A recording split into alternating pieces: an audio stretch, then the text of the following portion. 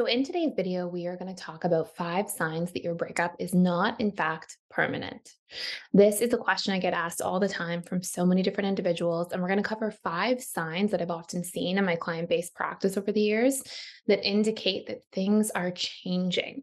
And at the end of this video, if you stick around, we will also talk a little bit about what you can do.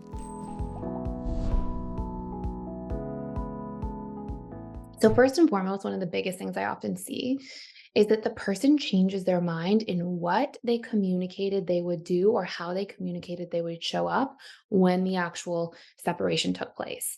So, what I mean by this is, for example, if you saw somebody say, I can't be friends, I can't communicate, I need to literally go no contact in order to move on and heal.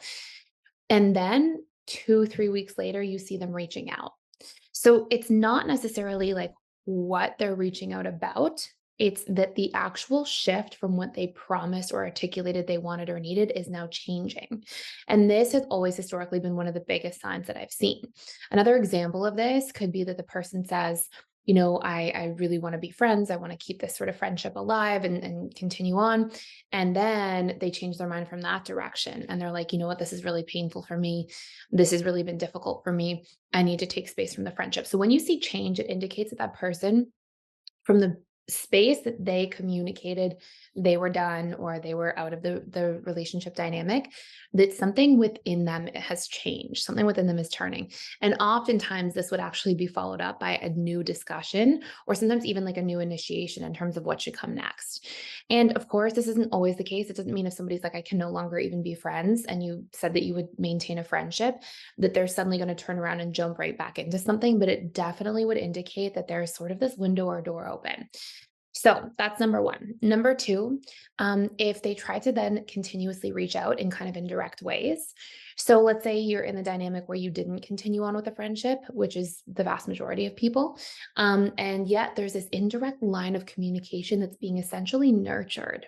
And what I mean by this is that there's some sort of consistency there. So one example could be checking on social media, like, in ways that you can see as well, in particular, like liking posts or things like that. It's like they're trying to make their presence known. And at a subconscious level, they're trying to nurture the connection there in an indirect way. Other forms of this could be indirect texting, things of that nature. But in these sorts of cases, we'll see that there is like an unwillingness to essentially let go and even, to make it transparent and obvious that they are still checking up or, sort of seeing what you're up to and things like that. This can also be that there is not really a permanence in terms of the breakup in that person's mind. Number three is one sign that a breakup definitely isn't permanent is if somebody is in a situation where they break up in the heat of a moment, in the middle of a fight, all of a sudden, these are the types of breakup dynamics that we usually see a reconciliation happen within, a few hours, sometimes a few days or weeks, because it's very rare that somebody makes a decision in the heat of the moment when they're actually triggered that they then follow through with and stay committed to. Usually, what we'll see in terms of a more permanent type of breakup situation is that somebody is in a position where they are entering into having a conversation about the ending of a relationship dynamic with a lot of, foresight into it, a lot of like thought processing going into it. It's usually a decision that somebody makes over the course of weeks, sometimes even months. And it's definitely something that they usually have a conversation about from a non-triggered perspective, like, hey, let's sit down together. Let's have a discussion. We need to talk, these sorts of things you would see to indicate that there's a more permanent set of thoughts or feelings behind that decision. But if it's the heat of a moment, of course, unless there's some kind of catastrophic dynamic that happens in a relationship, like somebody catches you cheating in real time or something like that, like, when it's just in an argument or a fight, oftentimes that's not necessarily a very permanent breakup either. And before I go into the next two, I also just want to let you know we have a whole course all about really engaging the subconscious mind in healing from a breakup and processing grief. It's actually based on a lot of post-traumatic growth work and tools that I use for clients who are grieving Because when we look at the ending of any kind of relationship, there's just a natural grief process that takes place. And this whole course is essentially designed to help you move through the stages of grief so much more quickly and also understand what grief is about and recondition the painful dynamics that are causing grief at a root level. So if you want to check that out for free for 7 days, I'll put the link down below. And usually it just helps take that extra like 40, sometimes even 50% sting out of the breakup, literally as you go through that course, like within a couple hours. It can really help to transform some of that pain that we're carrying in our heart as we deeply understand what it is specifically that we're grieving.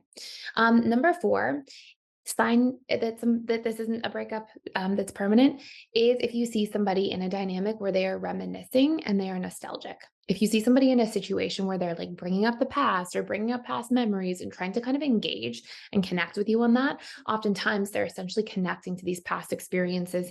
And, it's something really important to recognize is when we get our needs met in the present, we don't really try to break off to reminiscing about the past as a way to get needs met and to feel like our needs are met or fantasies about the future. And so this brings me to number 5. You'll see that if somebody is fantasizing about the future or, hey, we should hang out sometime in the future, maybe in 20 years, we could, get back together if neither of us are married at that point. Like if you see these sorts of dynamics where somebody's either fantasizing about the future or reminiscing about the past, number 4 and number 5 here, these are key indicators that there's a lack of permanence happening in terms of the other person's mind in regards to the relationship being really truly over. So these are 5 key indicators that the breakup is not permanent. If you are looking into some of these different dynamics, I think it's just really important for me to express to you that if you're thinking of rekindling or re-examining a past relationship, that you do so with a lot of intention, and that you take the time to really look at like what wasn't working in the past and what you can actually improve upon the next time around so that you don't end up going back to these same kind of painful relationship dynamics. And this can look at like, how can we be better at communicating? How can we express our needs more effectively?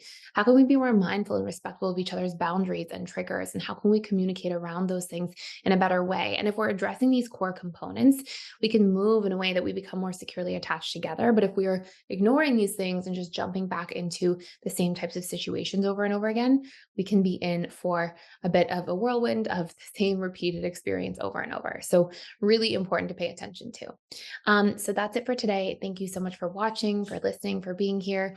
If you have any other questions for me, please let me know in the comments below. Any other, video suggestions, anything like that, I would love to hear.